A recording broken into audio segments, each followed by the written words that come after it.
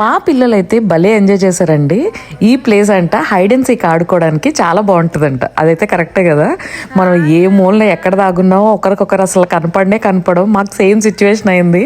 మధ్యలో మా పిల్లలు కొంచెం ఫాస్ట్గా వెళ్ళిపోయారు. మేమేమో వెనక నుండి అరుస్తున్నాము. రీసౌండ్ వస్తుంది కదా, అంటే ఒకరి మాటలు ఒకరికి వినిపిస్తున్నాయి కానీ ఎక్కడున్నాం అనేది కనపడలేదు. కానీ భలే అనిపించింది మాకు కూడా. వస్తున్నా.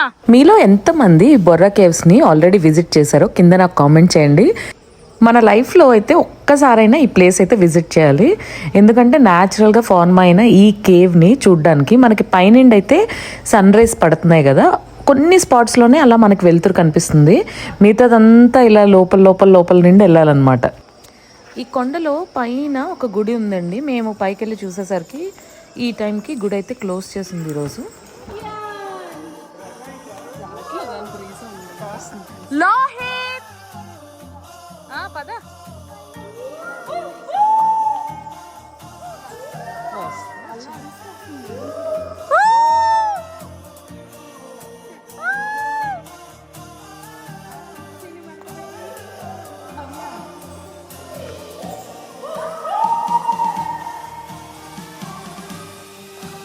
లోహిత్ అదిగో పైన బ్యాట్స్ ఎగురుతున్నాయి చూడు.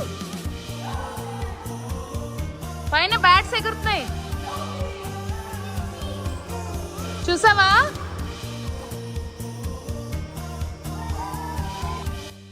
ఇంకా మా ఊరు సంగతికి వస్తే సాలూరు అనేది ఆంధ్రాకి ఒరిస్సాకి బార్డర్లో ఉన్న ఒక టౌన్ అండి. ఇక్కడ కనిపిస్తుంది కదా, ఇదే మా ఆంధ్ర ఒరిస్సా బార్డర్లో ఉన్న గేట్ అనమాట.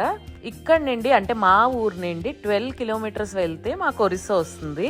అంటే ఈ గేట్కి ఇటు సైడ్ రైట్ సైడ్ అంతా ఆంధ్ర, ఇటు సైడ్ ఆంధ్ర, ఆ గేట్ దాటగానే ఒరిస్సా అనమాట. ఓయ్ సినిమాలో అంటారు కదా, ఒకేసారి 2 ప్లేసెస్లో ఒకేసారి ఉండేటట్టు చూడగలమా చేయగలమా అనేది. మా సాలూరు వాళ్ళకైతే అది చాలా ఈజీ. వెళ్ళండి అందరూ వెళ్ళండి. Yeah go.